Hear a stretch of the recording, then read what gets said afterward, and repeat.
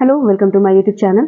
और आज का जो मेरा वीडियो है वो क्लास 10th इतिहास का 5वां चैप्टर है, औद्योगिकरण का युग। बहुत कम समय में समझने की कोशिश करेंगे, हर एक पॉइंट को मैंने लिया है इसमें। तो चलिए शुरू करते हैं। इस अध्याय की जो शुरुआत हुई है वो एक चित्र से हुई है ना। वो आपने किताब में देखा होगा। ये जो चित्र है ये एक म्यूजिक बुक के का कवर पृष्ठ है, जिसे 1900 ईस्वी में इटिपॉल म्यूजिक कंपनी ने प्रकाशित किया था। इस चित्र में आपने देखा होगा कि एक देवी है जिनके हाथ में एक ध्वज है, और उस देवी का जो एक पैर है वो एक पहिए पे रखा हुआ है। ये जो पहिया है ये समय का सूचक है, और जो हाथ में उनके ध्वजा है ये नई शताब्दी का ध्वजा है। इस चित्र के पीछे अगर आप गौर से देखेंगे तो देखेंगे कि उसके पीछे रेलवे है, मशीनें हैं, कैमरा है, कारखाना है, प्रिंटिंग प्रेस है, ये सब दिखाया गया है। तो ये चित्र के जरिए ये दिखाने की कोशिश की जा रही है कि नई सदी का उदय हो रहा है और हम जो है वो प्रगति की ओर बढ़ रहे हैं, है ना। हम उन्नति की ओर बढ़ रहे हैं, हम आगे बढ़ रहे हैं। दूसरा जो चित्र है आपके किताब में, उसके ऊपर लिखा हुआ है टू मैजिशियन, है ना, दो जादूगर। ये जो चित्र है ये एक व्यावसायिक पत्रिका का कवर पृष्ठ है, और इसमें दो जादूगर हैं। पहला जो जादूगर है वो अलादीन है, जो अपने चिराग को रब कर रहा है और घिस रहा है, और जिससे महल बन रहा है। दूसरा जो जादूगर है वो एक मॉडर्न मैकेनिक है, और जिसमें आप अगर गौर से देखेंगे तो उसमें आप देखोगे कि उसमें बड़ी बड़ी पुल बन रहे हैं, या बड़ी बड़ी इमारतें हैं, मीनार हैं, ये सब यहाँ पे दिखाया जा रहा है। तो यहाँ पे ये दिखाने का कोशिश किया गया है कि अलादीन जो है वो पूरब का है ना। प्राच्य यहाँ पे एक नया वर्ड आया है जो भूमध्य सागर के पूरब वाले जितने भी क्षेत्र है उसके लिए आया है, जिसमें एशिया भी आता है। और जो आधुनिक मैकेनिक है वो पश्चिमी देश का है। तो यहाँ पे ये बताया जा रहा है कि पूरब के जो देश हैं वो पश्चिमी देश के मुकाबले जो है काफी पीछे हैं, यानी पश्चिमी देश जो है वो ज्यादा आधुनिक है और ज्यादा विकसित है। ठीक, चलिए अब यहाँ जो हमारा टॉपिक है इस किताब का, उसका जो टॉपिक है वो है औद्योगिकरण का युग। पहले हम इसको समझते हैं। औद्योगिकरण का युग था क्या, है ना, किस पीरियड को कहा जाता था। तो ऐसा युग जिसमें हाथ से बनने वाली जो उत्पाद होते थे, जो हाथ से निर्मित होते थे, उसका बनना कम हो गया था, और उसके जगह पर फैक्ट्री, मशीन, नई नई टेक्नोलॉजी वगैरह आ गई थी। तो वो जो पीरियड था, वो जो चरण था, वो जो युग था, उसको कहा जाता था औद्योगिकरण का युग। इस समय में जो खेतिहर समाज था, जो खेती करते थे, वो बदल चुके थे। वो समाज अब क्या बन गया था? औद्योगिक समाज बन गया था। 1760 से 1840 तक का जो पीरियड था, जो टाइम था, उसे ही हम क्या कहते हैं? औद्योगिकरण का युग कहते हैं। चलिए अब हम आगे जो नेक्स्ट हमारा टॉपिक है उसकी ओर बढ़ते हैं। औद्योगिक क्रांति से पहले, है ना, औद्योगिकरण जब हुआ उससे पहले भी व्यापार, अंतरराष्ट्रीय व्यापार होता था। उससे पहले भी जो उत्पादन होते थे, तो ये जानना है कि ये कैसे होते थे, है ना। औद्योगिक क्रांति से पहले भी इंग्लैंड में, यूरोप में अंतरराष्ट्रीय बाजार के लिए बड़े पैमाने पर उत्पादन होता था। लेकिन ये सारा उत्पादन जो होता था वो फैक्ट्री में नहीं होता था। ये सारा उत्पादन होता था गांव में, घर में। इन उत्पादों को घर में उत्पादित किया जाता था और उसके बाद व्यापारियों को बेच दिया जाता था। ये सारा जो कंट्रोल था, ये सारा कंट्रोल व्यापारियों के हाथ में था। ये जो समय था या ये जो चरण था जब क्रांति से पहले गांव में उत्पादन होता था, ये जो पीरियड था, इसी पीरियड को कहा गया था आदि औद्योगिकरण। इसको कहा गया था क्योंकि इस समय भी अंतरराष्ट्रीय बाजार के लिए उत्पादन होता था। तो ये होता कैसे था, पहले इसको जानेंगे हम लोग। यहाँ पे ये देखेंगे कि जो शहरी इलाके थे, जो शहर वाले इलाके थे, उन इलाकों में जो व्यापारी थे, वो व्यापारी जनसंख्या के अनुसार उत्पाद की जो मांग हुई थी उसको नहीं बढ़ा पा रहे थे, नहीं कर पा रहे थे। क्योंकि शहर में जो है नए व्यापारियों का कोई नियंत्रण नहीं था, वो नहीं कर पा रहे थे, क्योंकि वहां पे गिल्ड्स का दबदबा था। अब ये गिल्ड्स कौन होते हैं, पहले इसको समझेंगे। ये जो गिल्ड्स होते थे ये उत्पादकों के संगठन होते थे। ठीक, ये जो तत्कालीन वहां के जो स्थानीय शासक होते थे, उन लोगों ने गिल्ड्स को कुछ एक्स्ट्रा पावर दिए हुए था। और ये लोग क्या करते थे, ये जो गिल्ड्स होते थे ये कारीगरों को प्रशिक्षण देते थे। उसके बाद ये देखते थे कि उत्पादन का कितना मूल्य तय किया जाना चाहिए, या उत्पादन का क्वालिटी कैसा है, ये सब ये लोग चेक करते थे और उस पर पूरा कंट्रोल करते थे। दूसरा, ये जो गिल्ड्स थे ये नए लोगों को शहर में व्यापार के लिए आने ही नहीं देते थे। पूरे शहर का जो व्यापार सिस्टम था उस पर इन्हीं का कब्जा था। तो जब ये नए व्यापारी, नए सौदागर शहर में व्यापार नहीं कर सकते थे गिल्ड्स की वजह से, तो इन लोगों ने क्या किया, गांव की ओर जाना शुरू कर दिया। ठीक है, तो गांव में जाकर के इन लोगों ने क्या किया, किसानों को रोजगार देना शुरू किया। तो जब किसानों को रोजगार मिलने लगा तो उत्पादन में वृद्धि होने लगी। ये सौदागर क्या करते थे, गांव में जाते थे और किसानों को एडवांस देते थे। इससे किसान तुरंत तैयार हो जाते थे। फिर किसानों को उत्पादन करने के लिए या कपड़ा ही बुनने के लिए जो भी काम करवाना होता था उसके लिए वो लोग क्या करते थे, उसको लोन भी देते थे, काम करवाते थे।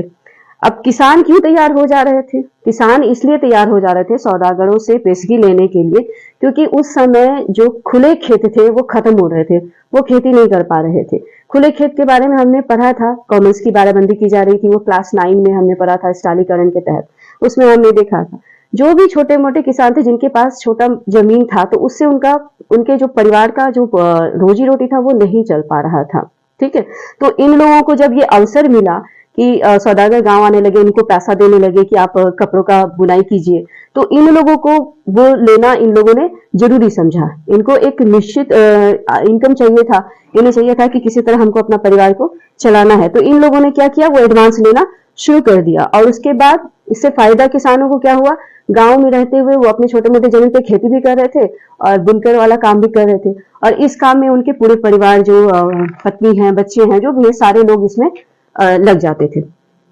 ये जो व्यवस्था था आदि औद्योगिकरण का, इस व्यवस्था में क्या हुआ था, गांव और शहर के बीच में एक बॉन्डिंग हो गई थी, एक अच्छा संबंध हो गया था। क्योंकि सौदागर गांव जाते थे, गांव में किसानों से मिलते रहते थे, वो अपना सामान भी देखते थे, कितना उत्पादन हुआ नहीं हुआ वो सारा चेक करते थे। एक अच्छा रिलेशन दोनों के बीच में हो गया था। ये जो कपड़ा बनाने का प्रोसेस था, ये सारा प्रोसेस गांव में होता था। जैसे सूत काटना है, कपड़ा बुनना है, फिर उसे रंगसाज तक पहुंचाना है, सारा कुछ गांव में होता था। और फिर बाद में जब तैयार हो जाता था उसको फिनिशिंग के लिए लंदन भेजा जाता था। लंदन को फिनिशिंग सेंटर के रूप में जाना जाता था। तो ये सारी व्यवस्था आदि औद्योगिक व्यवस्था के तहत आती थी। ठीक है, यहाँ कोई भी काम फैक्ट्री में नहीं होता था, सारा काम जो है वो गांव में होता था। तो अब गांव में होता तो आखिर ऐसा क्या कारण है, जब सब कुछ हो ही रहा है, व्यापार भी हो रहा है, उत्पादन भी हो रहा है, सब कुछ चल ही रहा है, तो फिर औद्योगिकरण की आवश्यकता क्यों पड़ी?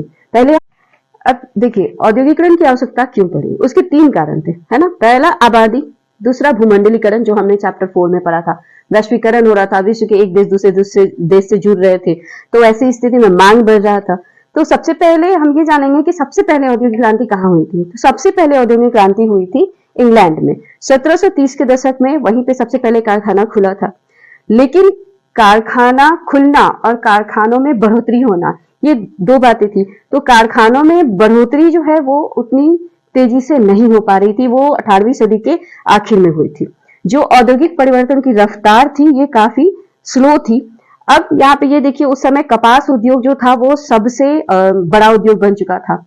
ठीक है, जो ब्रिटेन 1760 ईस्वी में अपने कपास उद्योग के लिए 25 लाख पौंड कच्चा कपास आयात करता था, वो 1787 ईस्वी में 220 लाख पौंड हो गया था। ठीक है, अब ये इतनी बढ़ोतरी क्यों हो रही थी? क्योंकि नई नई टेक्नोलॉजी आ रहे थे, नए नए परिवर्तन हो रहे थे, जिसने उत्पादन प्रक्रिया को काफी बढ़ा दिया था। सूती कपड़ा मिल सामने आया, उसके बाद लोहा और स्टील उद्योग, तो कपास उद्योग से भी आगे बढ़ गया। ऐसा इसलिए हुआ क्योंकि 1840 के दशक में इंग्लैंड में और 1860 के दशक में इंग्लैंड के जितने भी उपनिवेश थे वहां पे रेलवे का विस्तार होने लगा था, जिसके कारण स्टील और लोहे की जरूरत बढ़ी और उसका उत्पादन बढ़ा। लेकिन यहाँ पे हम थोड़ा ये भी जानेंगे कि अगर कारखाना बन रहे हैं या फैक्ट्री आ रहे हैं तो इसका ये मतलब नहीं था कि जो परंपरागत उद्योग थे वो पूरी तरह से ठप हो गए थे या खत्म हो गए थे। क्योंकि उस समय जो नई टेक्नोलॉजी आ रही थी वो काफी महंगी होती थी, और जो भी उद्योगपति थे, जो भी लोग थे जो फैक्ट्री लगा रहे थे, उन लोगों को ये डर लगता था कि अगर हम अपनी फैक्ट्री में इतनी महंगी मशीन लगाते हैं और अगर वो खराब हो जाएगी तो उसके मरम्मत में क्या होगा, हमारा खर्चा काफी ज्यादा हो जाएगा। तो वो ऐसे लोग थे जो कुछ डर रहे थे, हिचकिचा रहे थे अपने कारखानों में महंगी मशीन को लगाने में। दूसरा क्या हो रहा था कि जो मशीन निर्माता या आविष्कारक दावा कर रहे थे कि हमारी मशीन इतनी अच्छी है, तो उतना अच्छा दिख नहीं रहा था, उतना अच्छा रिजल्ट वो दे नहीं रहा था। यहाँ पे हम इसको ऐसे समझेंगे कि भाप का इंजन है ना, भाप के इंजन को न्यूकोमेन ने बनाया, उसी भाप के इंजन को जेम्स वाट ने उसमें कुछ सुधार किए और उसको 1871 में जो है नए इंजन के रूप में पेश किया। लेकिन कई सालों तक इन इंजन का कोई भी खरीदार नहीं मिला, क्योंकि जैसा मैंने आपको बताया कि कोई भी उद्योगपति इसको खरीदने में हिचकिचाते थे। इसीलिए 18वीं शताब्दी तक औद्योगिकरण काफी धीरे हुआ था। अभी जो भी व्यापारी थे वो मशीनों पे से ज्यादा जो है लोगों पर ही विश्वास करते थे। ये एक ऐसा समय था, ये जो पीरियड था, इस समय मजदूरों की कमी नहीं थी, मजदूर बहुत संख्या में मिल रहे थे। और जहां पे मजदूर आपको बहुत ज्यादा संख्या में मिलते हैं, तो वो मजदूर कम वेतन पे भी काम करते हैं, कम वेतन पे काम करने के लिए भी तैयार हो जाते हैं। जब संख्या ज्यादा होती है तो मजदूर का वेतन घट जाता है। कुछ ऐसे भी उद्योग थे उस समय जो मौसम के अनुसार चलते थे, है ना। मान लीजिए अभी गर्मी है, हमें आम का जूस बनाना है, तो गर्मी में ही आम का जूस ज्यादा बनेगा, तो हम मशीन क्यों लगाएंगे जब हमें बहुत बड़ी संख्या में मजदूर मिल जा रहे हैं। तो ऐसे में क्या होता था, मौसम के अनुसार मजदूर की जो जरूरत होती थी वो घटती बढ़ती रहती थी। मौसम अनुसार हम मजदूर रख लिए और जैसे ही हमारा काम खत्म हो गया, हमने उन मजदूरों को काम से निकाल दिया। तो ऐसे में जहां पे मौसम के अनुसार मजदूरों की जरूरत होती थी, तो वहां पे जो उद्योगपति थे वो अपने फैक्ट्री में मशीन नहीं लगाते थे, उनको इजिली मजदूर मिल जाते थे। बहुत सारे उत्पाद ऐसे भी होते थे जो सिर्फ हाथ से बनाए जा सकते थे, है ना। यहाँ पे आप देखिएगा कि ब्रिटेन में 45 तरह की कुल्हाड़ी और 500 तरह के हथौड़े बनाए गए थे। ये सारे जो थे, ये औजार या ये कुल्हाड़ी मशीन में नहीं बन सकते थे। इसके लिए एक ऐसा मजदूर चाहिए, ऐसे कारीगर चाहिए जो काफी गुणी होंगे। तो ये सारा सामान कुछ ऐसा था जो हाथ से ही बनता था। उस समय जो ब्रिटेन के बड़े बड़े लोग होते थे, कुलीन वर्ग के या पूंजीपति वर्ग हैं या महारानी के ही घर के जो भी लोग हैं, ये लोग उस समय हाथ से बने हुए सामान को ज्यादा इंपॉर्टेंस देते थे। इसीलिए यहाँ पे ये नहीं कहा जा सकता है कि मशीन अगर आए, फैक्ट्री का युग आ गया, तो जो हमारा जो लघु उद्योग था या जो परंपरागत उद्योग था वो पूरी तरह से खत्म हो गया। हाँ, मशीनें वहां लगाई जा रही थी जहां पे मजदूरों की संख्या कम थी। अब ये देखेंगे कि मजदूर की स्थिति कैसी थी वहां पे। मजदूरों की जो स्थिति थी वो बहुत अच्छी नहीं थी, है ना। यहाँ पे क्या हो रहा था, जैसे ही गांव में लोगों को पता चल रहा था कि फैक्ट्री लग रहे हैं, उद्योग लग रहे हैं, तो सारे लोग गांव से शहर आने लगे थे नौकरी की तलाश में। और नौकरी तो कभी भी किसी के लिए रखा हुआ नहीं रहता था, उन्हें हफ्ता दर हफ्ता इंतजार करना पड़ता था। ऐसे में मजदूरों को रुकने के लिए कभी वो पुल के नीचे रुकते थे, कभी जो किसी ने बनवा दिया रैन बसेरा टाइप का, तो उसमें रहते थे। ठीक है, तो यहाँ पे जो है उनको बहुत ज्यादा दिक्कतें होती थी, बहुत वेट करना पड़ता था, इंतजार करना पड़ता था। अगर मजदूरों को काम पे रख भी लिया जाता था मान लीजिए, तो उनको जो वेतन दिया जाता ये बहुत ज्यादा सोच समझ कर दिया जाता था। ऐसा नहीं था कि आपने 30 दिन काम किया है तो आपको 30 दिन वेतन मिलेगा। वो घंटों को जोड़ा जाता था, उनके दिन को जोड़ा जाता था, तभी जाकर के उनको वेतन दिया जाता था। दूसरा क्या था कारण, यहाँ पे देखिएगा कि 1830 के समय आर्थिक महामंदी आ गई, जिसके कारण बेरोजगारों की संख्या जो थी वो 35% से 75% तक पहुंच गई थी। मजदूर वर्ग जो भी था, उन लोगों ने नई नई जो प्रौद्योगिकी आ रही थी, टेक्नोलॉजी आ रही थी, उससे उन लोगों ने चिढ़ना शुरू कर दिया था। उन लोगों को वो बिल्कुल पसंद नहीं आ रहा था, क्योंकि मशीनों के कारण क्या हो रहा था, उनके जो रोजगार थे वो उनसे छीन रहे थे। अब यहाँ पे इसको ऐसे समझिए कि उस समय ऊन उद्योग में जो ऊन काटने का जो काम होता था वो महिलाएं करती थी, लेकिन ऊन उद्योग में उस समय नया एक मशीन आ गया, स्पिनिंग जेनी मशीन। ठीक है, तो ये जो मशीन आ गया, तो इस मशीन के आते ही जो काम महिलाएं करती थी वो काम उनके हाथ से छिन गया। अब वो काम मशीन करने लगी है, तो ये सारी जो महिलाएं थी, ये सारी महिलाएं बेरोजगार हो गई और इन लोगों ने क्या किया, स्पिनिंग जेनी मशीन पे अटैक कर दिया, हमला कर दिया। चलिए, अब जो हमारा नेक्स्ट टॉपिक है वो क्या है, वो है उपनिवेशों में औद्योगिकरण, यानी कि अब हम भारत की बात करेंगे, है ना। मशीन उद्योग युग से पहले जो औद्योगिक क्रांति हुई थी, उससे पहले भारतीय रेशम और सूती उत्पाद जो है वो पूरे विश्व में प्रसिद्ध था। इन उत्पादों के निर्यात के लिए जो है वो सूरत, मछलीपट्टनम और हुगली पर जो बंदरगाह बनाए गए थे। अब यहाँ पे इस समय कच्चे माल से लेकर के तैयार माल तक को निर्यात करने का जो भी प्रोसेस था वो सारा काम भारतीय करते थे। लेकिन जब यूरोपीय कंपनी आती है तो इनकी ताकत धीरे धीरे बढ़ने लगी और इन लोगों ने क्या किया, वहां के जो स्थानीय शासक थे उनसे रियायत हासिल कर ली और धीरे धीरे धीरे पूरे भारतीय कपड़ा उद्योग पर अपना नियंत्रण स्थापित कर लिया। इन लोगों ने बंबई और कोलकाता को जो है वहां पे अपने नए बंदरगाह बनाए। जो पुराने बंदरगाह थे वो पूरी तरह से ठप हो गया, उसका वो इस्तेमाल नहीं कर रहे थे। अब नए जो बंदरगाह बंबई और कलकत्ता में बना था उसमें इन लोगों ने वहां से अपना निर्यात करना शुरू कर दिया और पूरा कंट्रोल अपने हाथ में कर लिया। अब जब यूरोपियन कंपनी ने सारा कंट्रोल अपने हाथ में कर दिया तो उससे बुनकर और कारीगर इनका जीवन भी प्रभावित हुआ।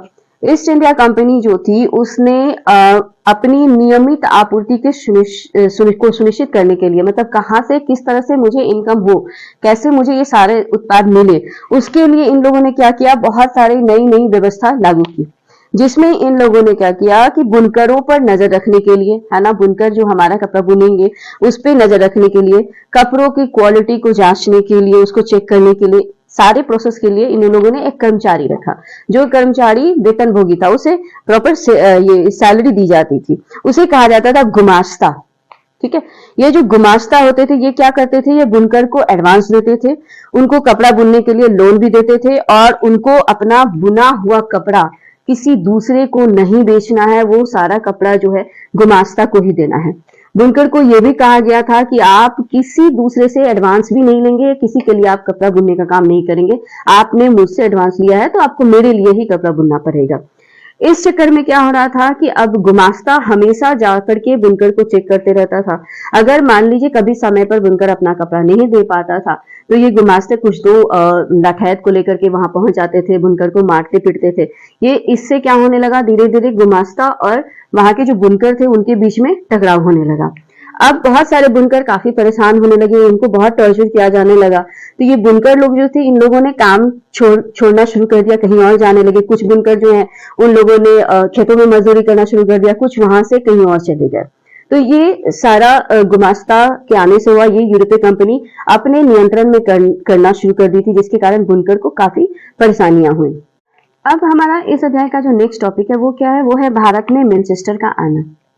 देखिए 19वीं सदी की शुरुआत में भारत के कपड़ा निर्यात में कमी आने लगी थी, है ना। कपड़ा जो बन के तैयार होके जाता था उसमें कमी आने लगी। वो देखिए 1811 से 1812 में 33% निर्यात होता था, जो 1850 से 51 में क्या हो गया, 3% रह गया। ये क्यों हो रहा था वो हम इसको पहले समझेंगे। अब देखिए इंग्लैंड में कपड़ा उद्योग विकसित हुआ था, है ना, हो रहा था, वहां हमने पढ़ा इसको। वहां के जो उद्योगपति थे उन लोगों ने सरकार पर यह दबाव डाला कि आप आयातित कपड़ों पर शुल्क वसूलना शुरू कीजिए। मतलब जो दूसरे देश से, जैसे भारत से ही कपड़ा इंग्लैंड आ रहा है, उसको अब आप रोकिए या उस पर ज्यादा टैक्स लगाइए, ताकि उससे क्या हो कि हमारे यहाँ जो कपड़ा बन रहा है वो बिके, है ना। मैनचेस्टर क्या था, मैनचेस्टर जो है ब्रिटेन में मौजूद एक शहर था जहां पर मशीनों से कपड़े बनते थे और मशीन से बने कपड़े होने के कारण क्या होते थे, वो सस्ते भी होते थे। अब ईस्ट इंडिया कंपनी को यह कहा गया कि अब भारत में आप मैनचेस्टर के कपड़े को वहां पे ले जाकर के उसको बेचना है। तो जब अब धीरे धीरे ये होने लगा कि मैनचेस्टर का कपड़ा जो है वो भारत में निर्यात किया जाने लगा। भारत के बाजारों में मैनचेस्टर के माल जो है एकदम भरे हुए थे।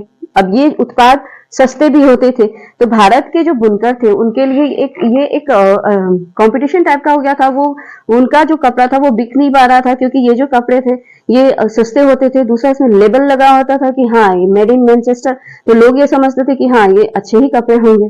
ठीक, तो यहाँ पे क्या होने लगा, जो भारत के जो कपड़ा बुनकर के थे उनके सामने काफी मुश्किलें आ गई।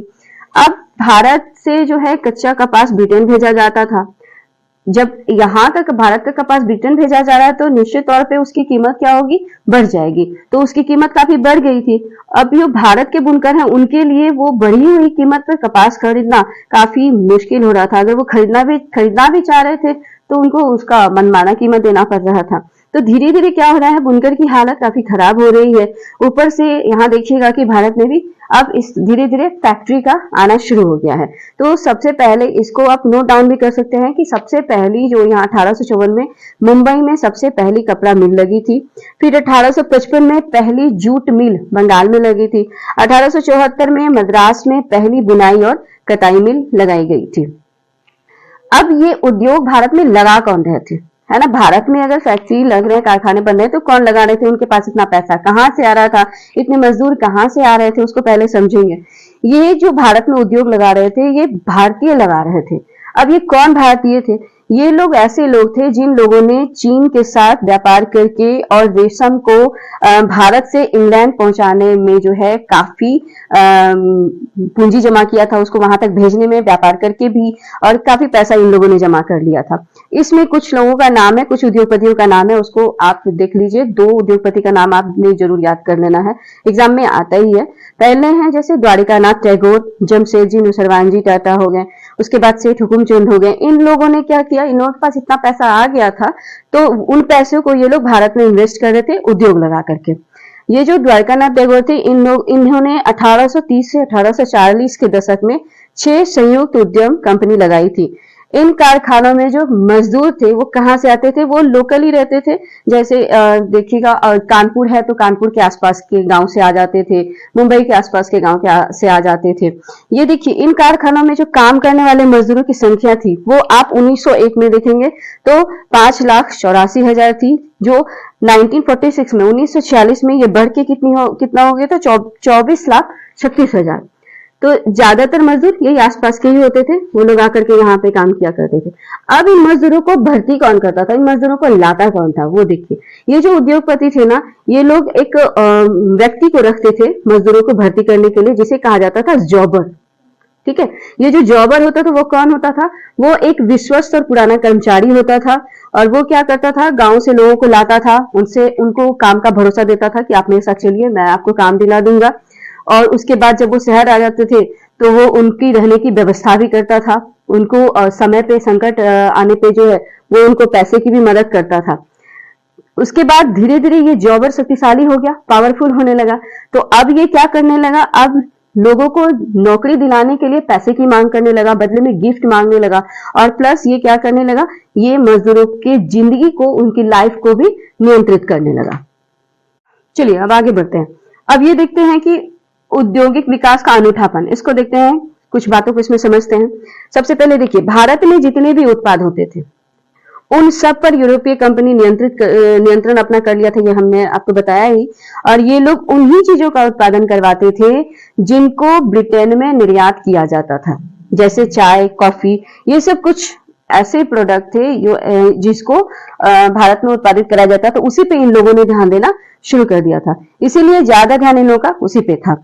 अब यहाँ पे ये लोग क्या करते थे, जो औपनिवेशिक शासक होते थे उससे ये लोग सस्ते दाम में, कम दाम में जमीन ले लेते थे और उसी पे चाय का बागान लगाना या जो भी उनको लगाना होता था, खनन करना, तो सारा काम उसी पे क्या करते थे। अब देखिए 19वीं सदी में जब भारतीय व्यवसायियों ने उद्योग स्थापित किया, जब यहाँ पे देखेंगे, जब हमने देखा कि भारतीय उद्योगपति ने अपना उद्योग लगाना शुरू किया, तो इन लोगों ने मैनचेस्टर का जो बना हुआ कपड़ा आता था, हमारे यहाँ जो माल आता था, उससे कंपटीशन नहीं किया। ये लोग वही सामान बनाते थे जिसको ब्रिटेन को जिसे ब्रिटेन जो है वो आयात नहीं करता था, यानी ब्रिटेन को नहीं भेजा जाता था, वैसे ही सामान ये लोग बनाना शुरू कर देते हैं।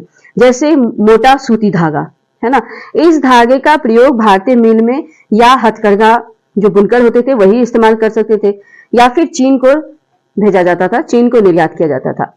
20वीं सदी में भारत में औद्योगिकरण में बहुत परिवर्तन हुआ। यहाँ पे देखेंगे थोड़ा सा ट्विस्ट आ गया, थोड़ा सा चेंज आ गया। वो देखिए उस समय क्या हुआ था, स्वदेशी आंदोलन शुरू हो गया था, जिससे जो भी हमारे राष्ट्रवादी नेता थे, उन लोगों ने क्या किया, उन लोगों ने लोगों को विदेशी कपड़ों को बहिष्कार करने के लिए कहा, और ये कहा कि आप भारत में रहते हैं, भारतीय हैं, तो भारत का ही सामान को यूज कीजिए।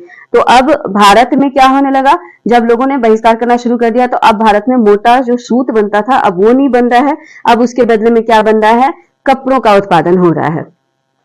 उसके बाद हम बात करेंगे कि प्रथम विश्व युद्ध आ गया था, तो हमने ये क्वेश्चन बार बार ये क्वेश्चन आता है और ये जानना भी चाहिए कि प्रथम विश्व युद्ध में के दौरान औद्योगिक उत्पादन क्यों बढ़ गया था।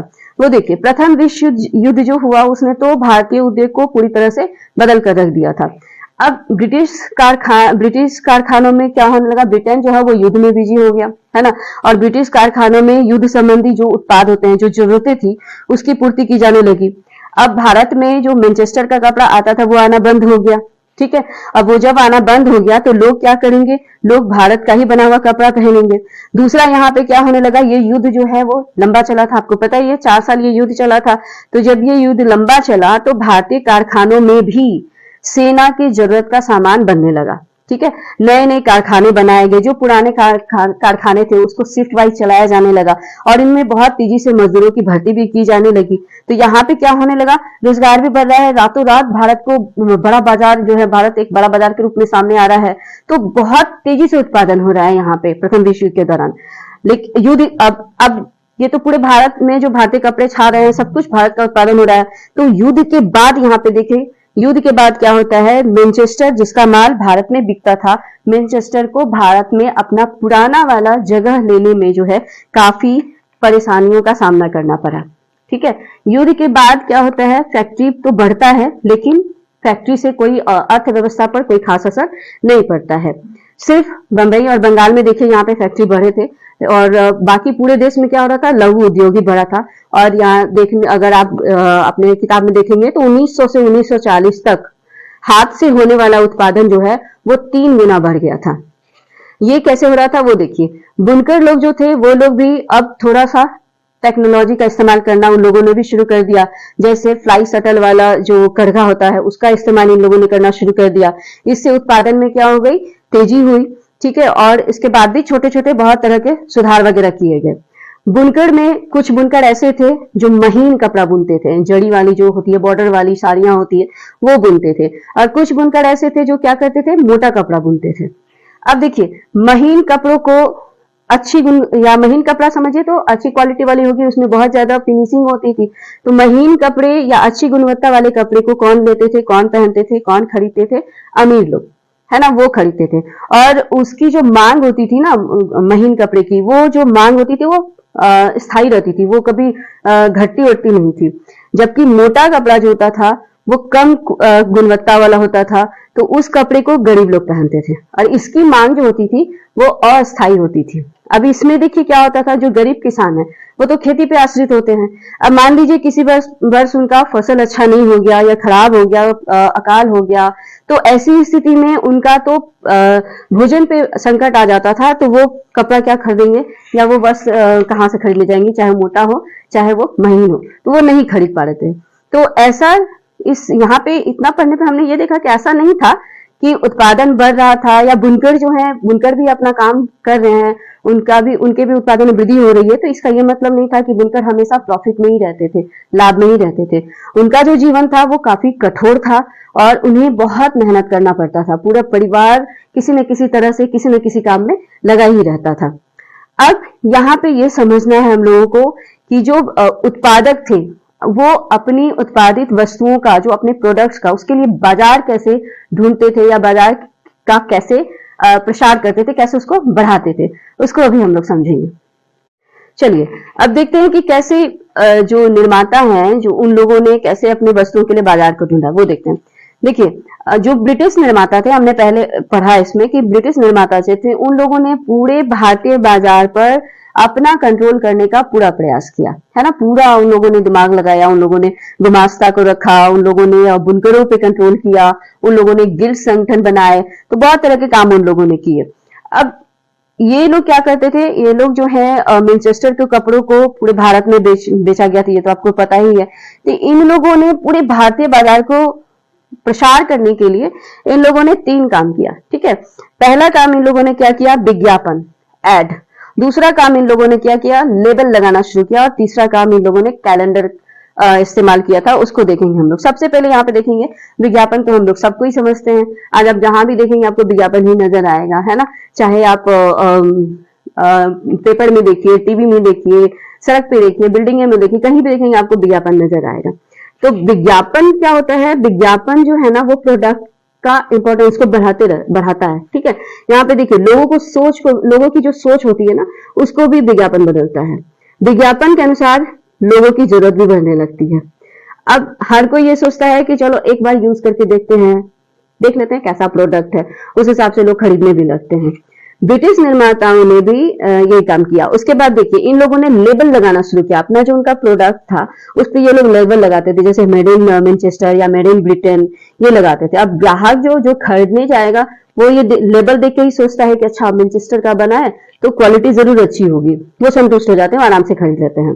ब्रिटिश निर्माता जानते थे, उनको पता था कि भारत के जो लोग हैं वो धार्मिक प्रवृत्ति के हैं, तो ये लोग क्या करते थे कि प्रोडक्ट के ऊपर में देवी देवता का फोटो लगा देते थे, पिक्चर लगाते थे। अब मान लीजिए साबुन का ऐड है, अब उसमें कृष्ण भगवान की फोटो है, तो अब लोग ये समझते हैं कि अच्छा चलो भगवान की फोटो यहाँ लगी हुई है तो ले लेना चाहिए, मतलब वो शुद्ध होगा, पवित्र होगा, ऐसा लोग सोचते हैं तो ले लेते थे। दूसरा देखिए ये लोग कुछ प्रोडक्ट पे क्या करते थे, राजा महाराजा का या नवाब लोग जो होते थे, जो पूंजीपति वर्ग या बहुत फेमस लोग होते थे, उनका भी फोटो लगा देते थे। अब किसी प्रोडक्ट पे उनकी पिक्चर अगर लग गई है तो लोग ये समझते हैं कि अच्छा शाही परिवार अगर यूज करता है तो जरूर इसकी क्वालिटी अच्छी होगी, तभी यूज करता है, तो लोग उसमें भी खरीदने लगते हैं। तो इस तरह से क्या होता था, वो लोग अपना प्रचार का अपने प्रोडक्ट का प्रचार करते थे, अपने प्रोडक्ट प्रचार के द्वारा मार्केट ढूंढते थे। ठीक है, अब इसके बाद देखिए ये लोग क्या करते थे, कुछ ऐसे भी लोग होते हैं जो पढ़े लिखे नहीं है, तो उनको कैसे समझ आया इनका प्रोडक्ट का, तो ये लोग कैलेंडर के में भी प्रोडक्ट्स का पिक्चर बना देते थे। तो जो कैलेंडर का जो जगह होता है वो डेट भले ही कम हो, लेकिन इनका प्रोडक्ट का जो फोटो होता था वो बड़ा बड़ा होता था, ताकि जो नहीं भी पढ़ पा रहे हैं तो वो पिक्चर देख के ही खरीद लेंगे। तो ये उस समय किया जाता था। अब यहाँ पे देखिए जब भारतीय निर्माता आए तो इन लोगों ने जब विज्ञापन बनाए, इनको भी अपना प्रोडक्ट का विज्ञापन करना था, तो इनका अलग तरीका था। इन लोगों ने क्या किया, विज्ञापन तो दिया लेकिन उस विज्ञापन के जरिए राष्ट्रवादी संदेश देने का प्रयास किया। उन्होंने ये बताया विज्ञापन के जरिए कि यदि आप राष्ट्र की परवाह करते हैं, अगर आप राष्ट्र में रह रहे हैं, भारत के वासी हैं या आप अपने राष्ट्र की परवाह करते हैं, तो आपको भारत का बना हुआ वस्तु ही खरीदना चाहिए, उन्हीं वस्तुओं को आपको क्या करना चाहिए, यूज करना चाहिए। तो ये अंतर था ब्रिटिश निर्माताओं और भारतीय निर्माता के बीच में। तो इस अध्याय में हमने यहाँ पे ये पढ़ा कि औद्योगिक युग में बहुत सारे प्रौद्योगिकी के बदलाव हुए, बहुत परिवर्तन हुए, फैक्ट्रियों का आना हुआ, लेकिन इस समय में हाथ से बनने वाली जो चीजें थी या छोटे पैमाने पर जो उत्पादन था वो पूरी तरह से खत्म नहीं हुआ था। ये भी औद्योगिक उत्पादन का एक महत्वपूर्ण हिस्सा बना ही रहा था। तो ये पूरी तरह से टोटली खत्म नहीं हुआ था। यहाँ पे हमारा ये अध्याय खत्म हो गया है। मैंने पिछले वीडियो में आपने देखा होगा चैप्टर 4 और चैप्टर 5 का सारे क्वेश्चन आंसर मैंने पहले ही ऑलरेडी डाल दिए हैं, तो आप उसको भी देख लीजिएगा।